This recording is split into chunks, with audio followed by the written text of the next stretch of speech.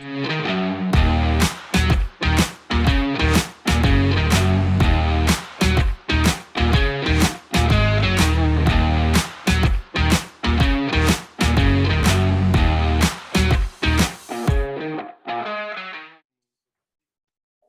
to the second episode of our Drive Chat series. Last time we spoke about distracted while driving, but today though we are talking about something that's equally as important, and that of tires. We will delve into the discussion later as to why it's important and what are some of the challenges we face, but the opportunity was presented of being able to speak to the CEO of Sumitomo, who manufacture Falcon and Dunlop tires. Just a little bit of history on the organization, and I'll explain to you why we're chatting with Lubin in a moment. They've been around in South Africa since 1935. In 2019, 2020, they won the top tire brand as identified by Ask Africa Icon. And so they've had a really good career in South Africa, supplying tires to not only passenger vehicles, but commercial vehicles as well. Some hall of firsts as far as Dunlop are concerned. The first South African tire company to produce 17 and 18-inch ultra high performance tires. Another one, they set the South African land speed record of 388 kilometers an hour with a standard production tire. And then of course, what they were again voted for in 2010 was South Africa's iconic tire brand. So that's the background on the company. The person that we'll be speaking to is the CEO. Also a rather illustrious career. He was with Hilti from 2011 to 2016, joined Sumitomo in 2017, and he's really fast-tracked to the position where he was appointed as CEO in 2021, January. And what better year, what more tumultuous year to take over the reins than in 2021. So the reason we got through to speaking to Lubin, his surname is Ozuoux, and he's really going to be a very interesting person to talk with. So can we introduce Lubin? If you'd like to just pop up your screen, I'll share with why we got to talking with you. I was going through my LinkedIn posts the other day, and I saw this in the post over there. You had a hotline call number. That of course intrigued me, and we know it's hot on the heels of the, let's call it the insurrection that took place in Natal, even though some will differ. And I thought this is just absolutely brilliant that somebody in the public space has taken the initiative to say, give me back what's mine. Now, what you're going to do with it, I don't know. But if I can just share with the viewers what we did, we followed up, and we always willing to support any good cause. And we then put it in our magazine, Master Talk, and it was Looted Tires Hotline. And then I liked the way our editorial team put it. They said, looted tires being sold for low prices on social media and other mediums. Is it a deal or is it a steal? And I just loved that. Please, can you just help us? What happened to you? What was your experience? And I'm just going to put 3 questions into one. How did that impact on the staff? And what was the result of the follow-on impact to people who had families, etc.? You want to share it with us, please? Yeah, well, thanks, Eugene, for having me, and thanks for the support in the campaign as well. Yeah, I mean, when all this started, we were actually one of the first companies impacted. I still remember it was about 9:15 on Sunday night when I got the call that our facilities had been breached in Westville, and that the looted had started. And I remember the calls to it was, oh, Lubin, we have been attacked. Was the mention. And unfortunately, in that area that we were in, we couldn't get access to that area pretty much for a whole week. The police couldn't get in, and we couldn't get access to it. So we were really spectators, throughout that whole journey. And in that time, obviously, a large number of tires were stolen. More than 90,000 tires were looted from our warehouse during that period. So the impact, the impact is big, on our employees, obviously, wanting to go back to work there, not feeling safe is a big impact. But also, for the whole community, I think when we talk about Dunlop, we talk about a community, not only about our staff, but also, everybody selling our tires, all the suppliers involved and in supporting us, the factory and so on. And when we looked at it, we realized that, you know, the biggest impact is not going to be on us, actually, right? The biggest, I mean, we are in Durban, we look after the whole of Africa. So we have many other markets we can sell to. You know, we can find ways to recover and do things a bit differently. But we realized that, you know, with the tire dealers, there was about 40 tire dealers that were looted and vandalized during the period, 37 of them in KZN. We realized quickly that, you know, we need to really look after these dealers during that time, because not only now do they have to rebuild and sort of start from nothing, many of them, but also they're now facing a period of 2, 3, 4 months where their business is going to be a small percentage of what it normally is. And that causes obviously impact on their livelihoods, that causes impact on employment in the country. And that's when we decided, you know, we're not going to take this lying down, and we're really going to come to the forefront, and we're going to work hard to try and get these looted tires back. We actually contacted the SATMC, the South African tire manufacturers. The other manufacturers also joined us. We got all the retailers, and they also all supported. You know, if anybody comes with loose tires, you know, they ask, where did you get them from? Show us a proof of purchase, otherwise they get reported. So a lot of activities started, but it was really, the aim was really to try and save, you know, the dealerships, the small businesses in the KZN region. That was our main driving factor there. Thank you. You know, even before talking with you, I wondered how this would have impacted, but I didn't for a moment begin to realize the impact on the dealers and their families, et cetera, et cetera. So whilst it's all very well, I remember, I think it was on CNN report, a man was interviewing a man who was walking off with a bicycle, and he said, "Why are you stealing a bicycle?" It's because I'm hungry. Now, it's not that we're unempathetic to the challenges that people face in South Africa. And please, I don't want it to come across that way. But, you know, stealing a tire, you know, a truck tire doesn't put food on the table. And really, I feel for those people. So that's the background. Just by way, we send down to our staff and a few other people down there, groceries, etc. And I'm sure you as an organization reached out in many ways. And we thank those corporates who have done it, because without that, many people would have suffered even worse. But let's talk to the reason why we're here today. Let's talk about tires. Now, there's two components that I'd like to speak with you and get your expert opinion. Now, remember, for the purpose of this exercise, you're the expert, all right? I was reading up on the Naked Scientist, and I think many will know who that is. It's a program, it's a scientist. And I just wish I knew a percentage of what he does. But commenting on tires, and this was in 2013, but he commented on 2011 of the 7 billion population at the time, estimated there was 1 billion cars. And he did the extrapolations, none of which I could follow.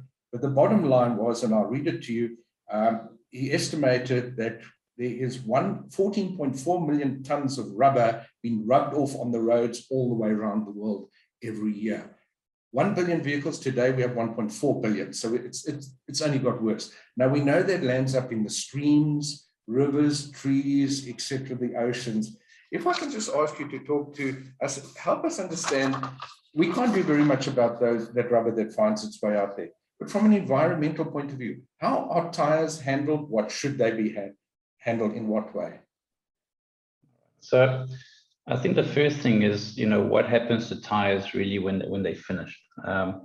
And there, the first responsibility is on the tire fitment centers and the tire sort of dealers to ensure that we take these tires and remove them, you know, remove them from the population as such, right? We need to inspect them, and we really need to look at the regulations that we have, you know, and there's limitations to when a tire needs to be scrapped.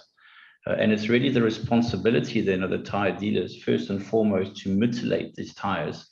And we do that, you know, by at least cutting 100 millimeters of the sidewall, or cutting off the bead or of a waste tire in a couple of places, punching a hole with the minimum diameter, I think there's 50 millimeters in the sidewall. And that is really the first step that is important, that is often failed, because the environmental impact potentially otherwise becomes much larger if it's not taken at the right time, because then it creates safety, it creates a lot of other issues that we will have on there. So I think the first step is really about about getting those tires out, right? Then, when we talk about what do we then do with these tires, and there's two parts to it. The one is obviously environmentally, what do we do with it? But the second part is also, can these be reused? Because obviously, if we do reuse a tire, we create less waste. If a tire can be regrooved, can be redone in certain ways, then obviously we use less tires overall, having a less environmental impact. So maybe let's talk about the regrooving first, then I can talk about. Okay, let's cover that because I'd like to talk about how that impacts on safety. And okay, if you don't mind, because I think, and just with hindsight, you can share some of the bad practices. We see the results of a tire bursting because it's not being etc. Just if I can, what happens to all those tires now that you can't put back into circulation, for want of a better word, but that are now declared disastrous? Where do all those tires land up? Share with us that, please. Yeah, so that's a tough one, and that's something I have to say, unfortunately, we don't have full transparency as to what really happens at that level. That's the unfortunate reality. The haphazard collection of scrap tires from the stores doesn't really help the situation. And I think getting this right requires really right leadership, the right processes and the right disciplines that make people accountable for what happens to that waste. At the moment in South Africa, really no clear solutions are yet in sight, unfortunately. Although, there is a lot of work, and we have been approached by various parties with interesting business plans to turn waste into viable alternatives based on inside gains from all other parts of the world. So there are some good solutions out there, but we have not made enough progress in terms of turning these into reality in South Africa at the moment. Right. Now, the South African tire manufacturing, the SATMC body, we are working very proactively now to lobby government, to lobby the DTI, environmental affairs, and industry stakeholders to really prioritize this regulation to be able to really move forward. I'm sure you remember a couple of years ago, there was also some parts on the carte blanche about some parts that were supposed to be done that weren't really done properly. And we are still, unfortunately, don't have clarity, and we are still, lobbying and working hard with the government to put things in place going forward. When we get to the final comments, I'd like to share with you to share with us from a utopian perspective, if you had a magic wand, what you would like to see there. Very brief and to the point. But can we talk to road safety? Because that, I sit on the board of a few NPOs. We drive road safety really proactively, not just as a byproduct, but as the main cause, because you put tires on the road, manufacturers put vehicles, fuel companies fuel those. So there's a whole host of it. And therefore, safety should be taken as responsible corporate citizens. So if we talk about tire safety, please feel free to talk whether it's a commercial vehicle or passenger vehicle, because sometimes I think it's the most undervalued component on the vehicle and the least understood. So if you can help us to understand a little bit about that, well, then maybe we've achieved some things. So when we're looking for tires, because we know that, I don't know how many brands there are at the moment, 1 million or so in South Africa. What should we look for in tires? And what have you seen the problems are on tires on vehicles when they may have been pulled into a dealership? Yeah, so I think first, actually, there's a lot of brands out there, and the first piece is I would really stick, to what the manufacturer of your car is stating in terms of what kind of tire you should look at, especially in terms of size, in terms of speed rating. Make sure, that you are meeting the requirements of the cars. There is a tendency to somehow want to have a bit of the wider tires or bigger tires, but nobody really understands, or people don't really understand the impact that this has. The speed rating, equally important in terms of what, so the side marking of the tires, understanding them, being able to relate them to your vehicle and make sure that they match. And Eugene, I can send you there some information on that you can also share with your listeners there that could maybe. them. We'll happily put that on our website, so we don't have to go into the detail. Just if you can, for a moment, I know I didn't give you a heads up on it. Just talk to the date, the expiry date on the tires there for a moment, please. Yeah, there's no expiry date actually on a tire. There's a date of manufacturing of when it gets done. And then there's a time that you have to sell the tires in. So there's and different manufacturers have different times that they have to sell them in. That's really, I think, that the time frame there. So there's no expiry date as such in terms of tires that is put on the sidewalls. Okay. The reason why I raised that is some people, I know tires, and I don't want to talk about these classics and vintages where the tires are 500 years old, all right, because they cracked and worn, etc. But caravans, we see them standing for a period of time, 2 years, 3 years, 5 years, flat spot on the tire. So a tire has really a life, and I think if we responsible, and would I be correct in saying a person could take it to a dealership and they would be happily give them a view, not with a view to selling a new tire, but giving them some advice on what the condition of the tires are. Yeah, absolutely. And I think, I think take it to a tire dealer, ask them for an assessment, and I think they'll give you a good assessment. But also it's about, how do you maintain, your tires through their life? I think if you do a good job there, you can really, have huge confidence in terms of your tires and in terms of, the life of your tires that can really be extended if you do those things right. Right. Now, I'm going to ask you this, and whether or not it's factual or anecdotal, I really don't mind. Do you have any type of information on what crashes could have been caused as a result of using bad tires? Could have those been regrooved incorrectly, etc.? Yeah, so I actually did a bit of research coming into today for you, Eugene. So what we found in terms of the national road safety, what we managed to get there is, if you look at reasons for crashes in South Africa, about 14.1% of them are associated with mechanics of the cars, right? So 14.1% of all the crashes are because of something to do with the car. Now, if I look out of these 14.1%, a staggering 73.3% is a result of tires. And then the next one is faulty brakes at 4%. Then we also have smooth tires. So it's not really a fault in the tire. It's more the tire that's got no grooves on, 7% of that, and faulty steering, 2.9%. So out of that 14.1%, if I add the burst tires and the smooth tires, 80% of those, 14%, is a result of tires in terms of causes of crashes in South Africa. So it's quite a frightening thought. Thank you. Just picking up off where we deferred from the environmental component to the safety side, what happens if a tire is grooved incorrectly? All right. So I think that the grooving of tire is okay. First, grooving for the listeners, right, is when you take a tire out and it doesn't have much tread left, and then you actually regroove. So you create more grooves into the tire.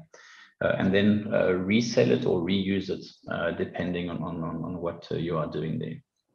Now, legally, only truck tires, so commercial tires, are able to be regrooved if they are marked clearly regroovable on the sidewall. So not all commercial tires are regroovable, right? Not all truck tires. Only if they are clearly stated on the sidewall can they actually be regrooved. On the passenger side, clearly should not be regrooved, as they are not designed for this, right? So no passenger tire that I have seen has a regroove marking on the side. They are not made for this. And as a consumer, you should always ask, if you buy a second-hand tire, has it been regrooved? And then look for signs. You can look for the signs that the fabric is trying to show through. Check that the tread depth exceeds a 1.6 millimeter that is legally required in South Africa. Look at the sidewall for evidence of illegal grooving. I think that you can make a good judgment based on that. Thanks. So the man who fits a ultra low profile tire to his very hot Golf I don't see him regrooving, or shouldn't be regrooving. But typically I find, and just anecdotally, guys buy a vehicle, they put on these very wide tires when they bought, because now it's financed as part of the deal. And then he uses his tires up very quickly, 10, 20,000 kilometers, and suddenly realizes how expensive tires are. Then he goes and buys the second-hand tires that I've thrown off my car to fit to his cars. That's also not appropriate. I know we're not going to get into discussing that, but I'm sure you'll agree that's not wise course of action. Let's just talk to, have you got any anecdotal information where people have written and said, hey, thank you for supplying, or my wise use of tires made sure that I was not involved in a crash? Have you got anything you'd like to share there, or can share? I mean, we do. We have received, we do receive a lot of positive feedbacks on the tires. And I think in South Africa, the positive feedback we receive is more about the mileage that people get out of the tires, and especially people working in remote areas, farming, mining, sort of areas where, they obviously, tires is a big cost. They do a lot of kilometers, and they, it is a challenge. They're trying to get the most and as much of the life of the tires as possible. And obviously to get to have any burst tire or any issue beyond the safety matter that is obvious, also the headache of now going to a remote place to be able to change a tire or to do different things. I think we've had a big focus over the last couple of years, especially on the SUV tires, on the mileage. We have now these mileage warranties with all the tires, the SUV tires that we have. So we get a lot of positive feedback on that, that we have a safe tire that actually lasts long, so people can get the full value out of it and they feel secure, in terms of moving around there for the full life of the tire. I think that's more the sort of feedback, positive feedbacks we have received. Okay, thanks. Can I talk to two last things? Time is running out for us.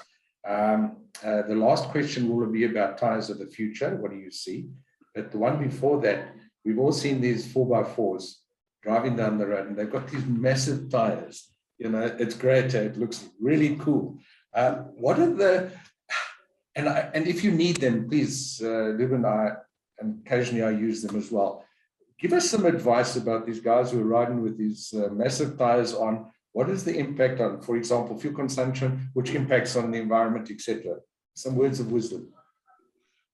Yeah, look, I think, again, I'll go back to the beginning. If you want to get the most out of your car, follow the manufacturer's specification. They are there to really first also minimize your carbon footprint. Absolutely so. And you see more and more of the new cars coming out the width has been reduced. And that is really about, the amount of touch point on the ground being less. The usage of the tire, but also the fuel consumption benefit that you get. But also, I think not only in terms of the tires and the cost of the tires, you talked about the fuel, but also, the strain that you're putting on your engine and the life overall of your car has an impact. So as much as I do agree, it does look very nice. I think environmentally and actually for your car and the investment that you've made there, unless you really need it, potentially we need to relook at it. Okay, great. Talk to us about tires of the future. Well, tires in the future, I mean, there's every week or every couple of weeks, there's a new design coming out and a new beautiful video coming out on there. What I will say there is two things. I think what is clear is with the electric vehicles coming forward, those vehicles are going to have a lot more torque and it's going to put more pressure on the tire. So that is something that the tire manufacturers have to look into. We have to be aware of that potentially the life could reduce. So we need to adjust in terms of what compounds do we use and what do we do there. That's the one thing. In terms of all these great, designs that we see and this airless and everything else, I think what we need to remember first and foremost is, for tire manufacturers, safety is everything. And I think you talked about earlier the number of accidents that are caused by tires. And I think nobody will release anything until proper safety measures are done, until the real testing is done. So I think we are still quite a way out in terms of really this innovation being able to come through. It needs to really be tested. And I think the short-term focus is more on these adapting to the electric vehicles and making sure that we understand what that means and that we can really support them and still give the consumers a good value and a safe drive. Okay. Lubin, 24 minutes have gone. We intended 15-minute discussion. So it's really, thank you very much. I'm going to suggest, and it's not going to be in the immediate future, but if we can get together at some stage and talk about truck fleets specifically, because that I think is a subject all on its own. Just before I go into the wrap up, and then you're just going to go into the waiting room for a few moments, is any concluding comments? What's your parting message, A, with regard to the environment and with regard to safety that you'd like us to take away? Yeah, I think in terms of the environment, I think we need to be much more aware of it. So I think in terms of tire manufacturers, into the factories, we are doing a lot.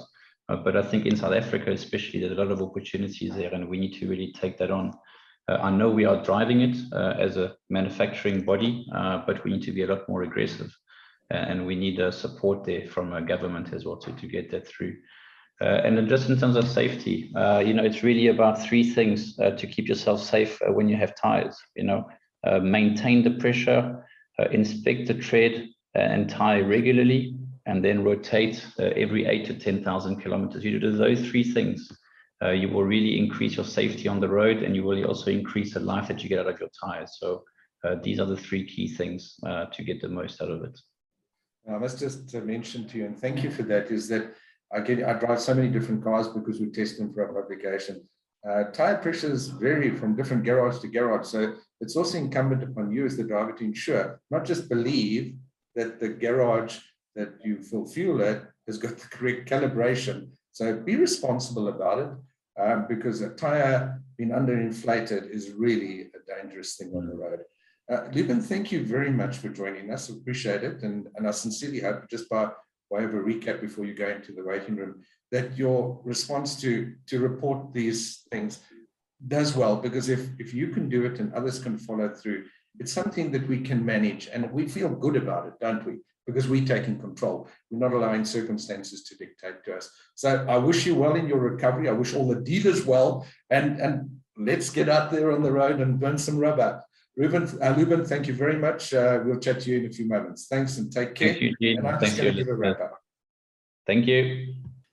Well, folks, that was Lubin from Sumitomo, also Dunlop Tires. So please, just a reminder on the hotline, if you know of anybody who is trying to hock single tires or tires that there's no proof of purchase, please report it to the hotline.